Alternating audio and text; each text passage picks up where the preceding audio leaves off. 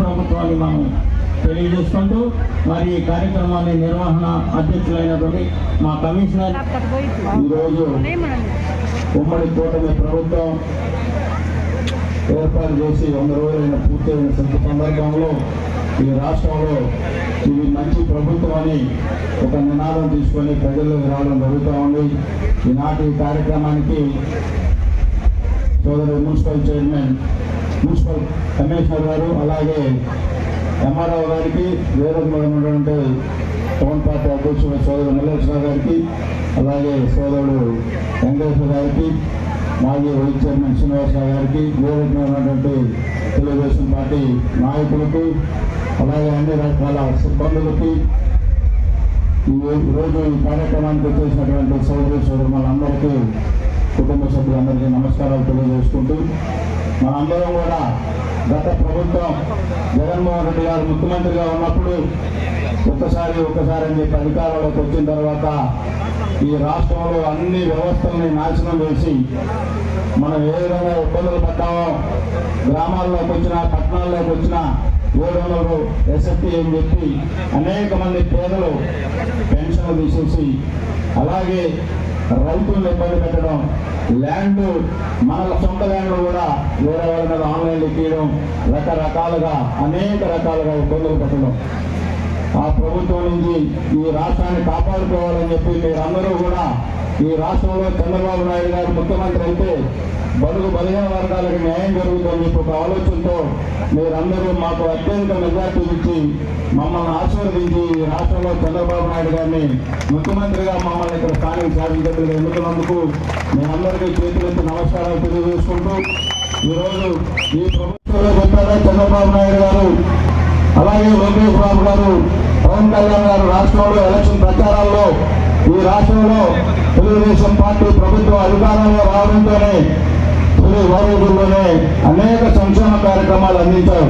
ఈ రాష్ట్రంలో ఆర్థిక పరిస్థితి ఏ విధంగా ఉందో మీ అందరికీ కూడా ఒకసారి ఆలోచించాలి. ఎటువంటి ఇబ్బందులు ఉన్నా కూడా తొలి నెలలోనే అవ్వాతాతలకు ఏదైతే ఎలక్షన్ ప్రచారాల్లో 4,000 రూపాయలు పెన్షన్ ఇస్తారో గత 3 నెలలు కలిపి 7,000 రూపాయలు ఇస్తారని చెప్పి జూలై 1వ తారీఖునే మీ అందరి ఇళ్ల దగ్గరకు వచ్చి పెన్షన్ ఇచ్చిన ఘనత ఈ రాష్ట్ర ముఖ్యమంత్రి నారా చంద్రబాబు నాయుడు గారు.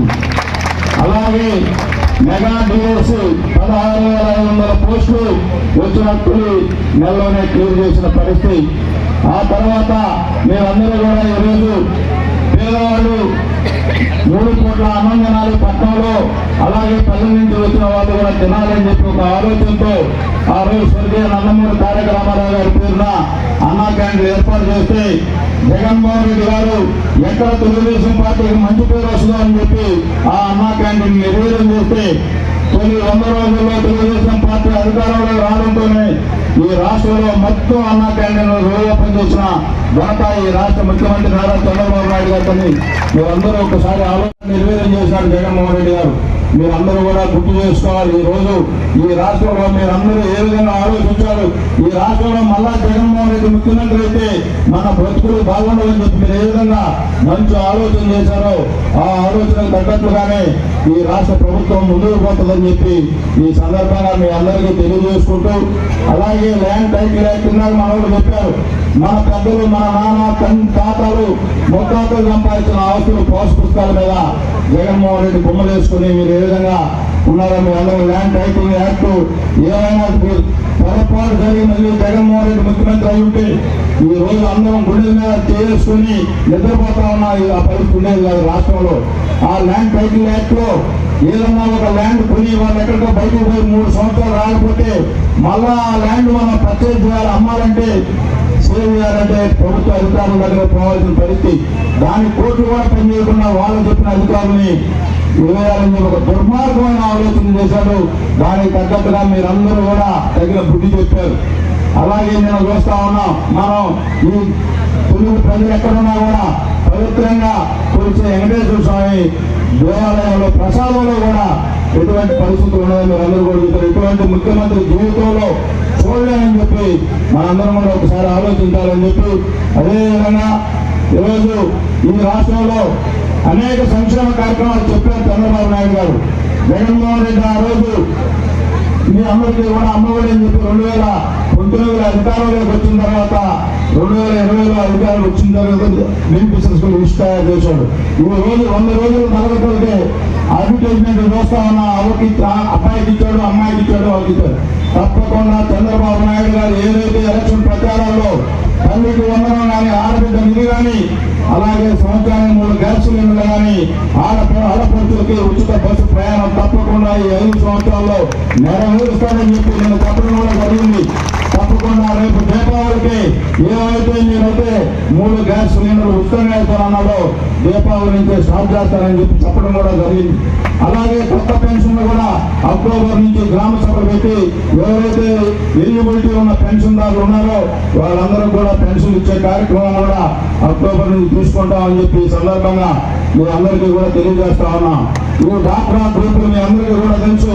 చంద్రబాబు నాయుడు గారు అమితంగా ఇష్టపడేది డాక్రా సంఘాలని. మీ అందరికీ కొంతమందికి పడకుండా రకరకాల అటువంటి పరిస్థితులలో తెలుగుదేశం పార్టీ అంటేనే, తెలుగుదేశం పార్టీ ప్రభుత్వం అంటేనే ప్రజా ప్రభుత్వం అందరికీ న్యాయం చేసే బాధ్యత మేము స్వయంగా తీసుకుంటామని చెప్పి ఈ సందర్భంగా మీ అందరికీ హామీ ఇస్తూ, అలాగే మీ అందరికీ కూడా 1480 టిడ్కో ఇల్లు కట్టాము.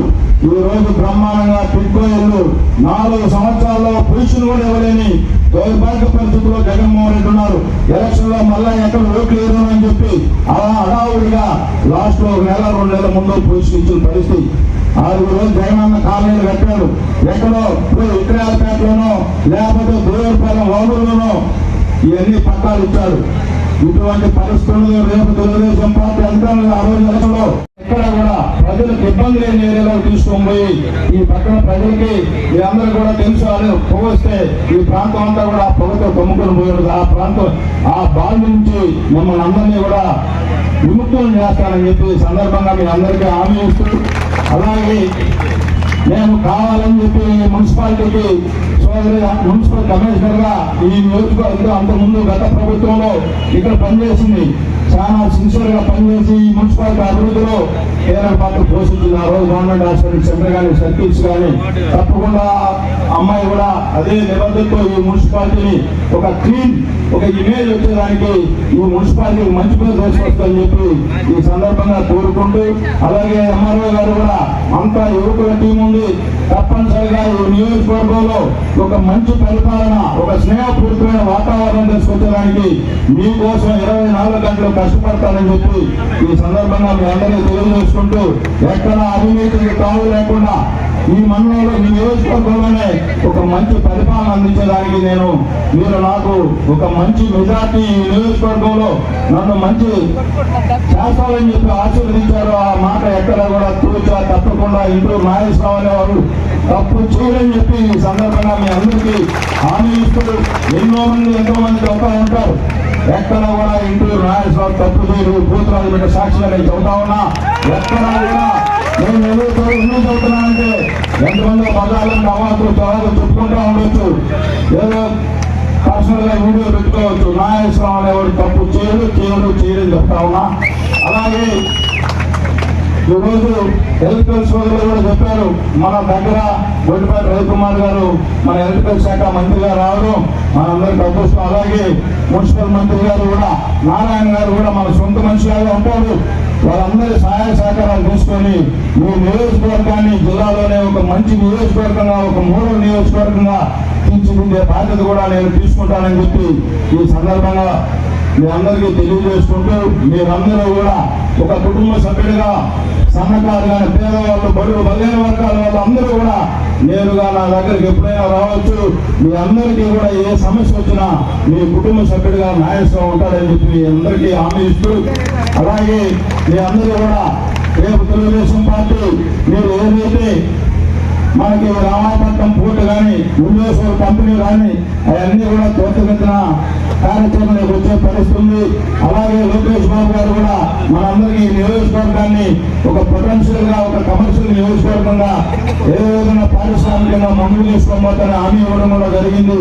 వాటన్నింటినీ కూడా మందులు తీసుకొని పోయే బాధ్యత నేను తీసుకుంటానని చెప్పి ఈ రోజు ఈ కార్యక్రమాన్ని ఇంత బాధ్యత నిర్వహించినటువంటి అధికారులకి, అలాగే వాళ్ళకి సహకరించినటువంటి తెలుగుదేశం పార్టీ కుటుంబ సభ్యులకి పేరున హృదయపూర్వక నమస్కారాలు తెలియజేసుకుంటూ ఈ రోజు మీ అందరూ కూడా మహిళా సోదరి మనులు తెలుగుదేశం పార్టీని బారు వెళ్తున్న చంద్రబాబు నాయుడు గారిని ఏవైతే మీరు ఆ రోజు ఎలక్షన్ హామీలు నెరవేరుస్తారని మమ్మల్ని ఆశీర్వదించారో అవన్నీ తూచా తప్పకుండా మీ అందరికీ ఎవరైతే బెనిఫిట్స్ ఉంటారో వాళ్ళందరికీ అదే విధంగా నేను సహకరిస్తాను. నాతో పాటు అధికారులు కూడా ఏదైతే పని కోసం వస్తారో వాళ్ళని కూడా ఆఫీసు చుట్టూ తిప్పుకోకుండా మనకు చేతైన వరకు ఎంత తొందరగా క్లియర్ చేస్తే మనకు మంచి పేరు వస్తుందని చెప్పి అధికారులు కూడా సహకరించాలని చెప్పి ఈ సందర్భంగా తెలియజేసుకుంటూ, అలాగే పోలీసు అధికారులు కూడా ఈ పట్టణంలో ఏదో గోము ప్రచారం ఉండే దానికి వ్యతిరేకంగా ఎక్కడ కూడా చిన్న తప్పు జరగకూడదు. ఈ నియోజకవర్గంలోనే కదా పట్టణంలో ఒక శాంతి భద్రతల విషయంలో ఎక్కడ కాంప్రమైజ్ కాకుండా పనిచేసి ఈ పట్టణ ప్రజల మన్నలు పొందాలని చెప్పి నేను పోలీసు అధికారులు కూడా కోరుకుంటూ మీరు కూడా దానికి సహకరించాలని చెప్పి తెలియజేసుకుంటూ, మొన్న ఈ ప్రాంతంలోనే చేసిన మీకు అందరూ కూడా తెలుసు, కందుకూరు పట్టణంలో